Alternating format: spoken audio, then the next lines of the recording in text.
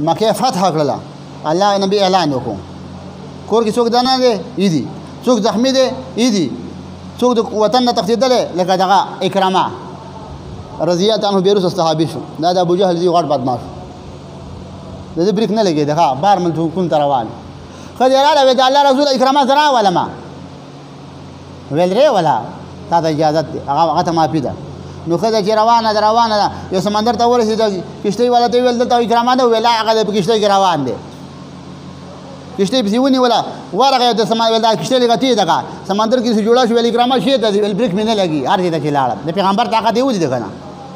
د صحابه طاقت یې ولیده ویل راځه ما ستا ضمانت کړی دی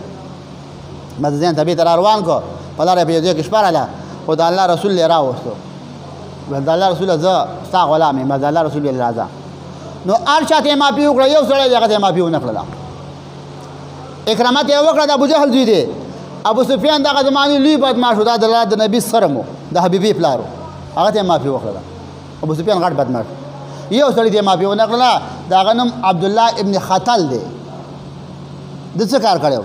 ده به د الله نبي ته کنځلې کول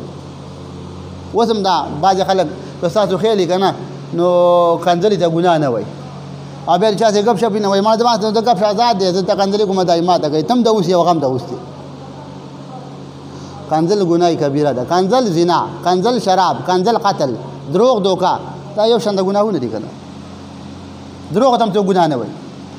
وایي اوس روزګار وایي بغیر د دروغو نه نه کېږي ما دروغ به بیا بانې به کې او بیا خدا پاک ماله د جومي توفیق راکړي او ماله بچي نه کړم نو تا خو په دروغ باندې رزق ګټلی په دې کې خیر شته ټول دې دروغ ویلي دي خو بس نر سړی دا دی چې پیسې وګټي او ډېرې پیسې وګټي او سپینې جامې واغونده عمرې لمزه او غټې تسبیح پیدا کړه ټک دې وباسه بزرګې مړه نمبر پلیټ درته ولګېږي چا پلار به دې رئیسار کړي چې پیسې دې سرئ خو چې دا زما حکومت وي دا جامې زما نه چا اغوستې وې که نه هغه چا به رانه اغوستله چې سړی وې چې سړي زوی نه وي ته به زما نه جامې اغوستې اوس هر ته شاخۍ ته دوی رسمي جامې واغونده په یو دوه نه پوهېږي جامې به حضرت عمر اغوستلې جامې به دغه په منبر باندې ناستې دی د دوه څا څادرې دی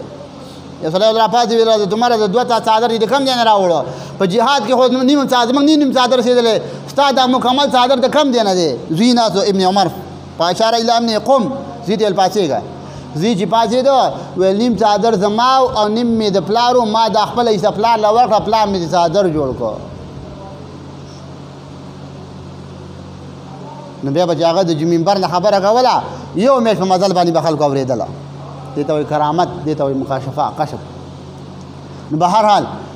ښځو دې سړو ته وویل چې د خدای خاطر وکړئ موږ خو دا مسلمانان تنګ کړي اوس به راسره څه کوي او دا خو یوه ورځ وشوله تاسو وځئ هغه چې ووتل صحابه په مسجد حرام کې ناست یو ځای بل ځای ناست څوک ذکر کوي څوک تلاوت کوي څوک څه کوي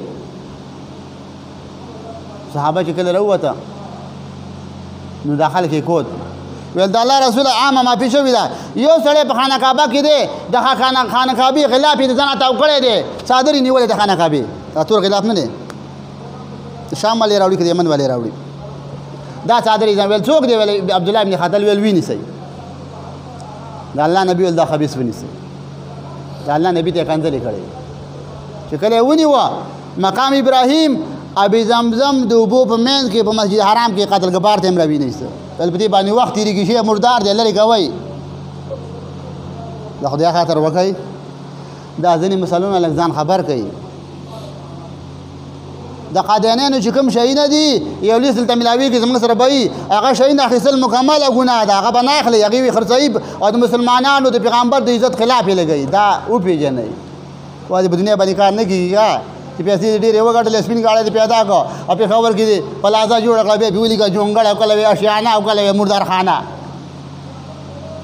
په دې نه خلاصېږي بالاخانو باندې نه خلاصېږي پیغمبر ته چا رد بد ویل د هغه په عزت یې حمله وکړله د هغه په نسب یې وکړله د هغه په نبوت یې وکړله د هغه په ذات یې وکړله په تمامو مسلمانانو باندې د هغه خلاف کول د هغه تحفظ کول د پیغمبر د عزت تحفظ کول واجب او لازم دی په ټولو مسلمانانو باندې اوس مسلمانان وایي موږ دې نه خبر نه چې ختم نبوت څه ته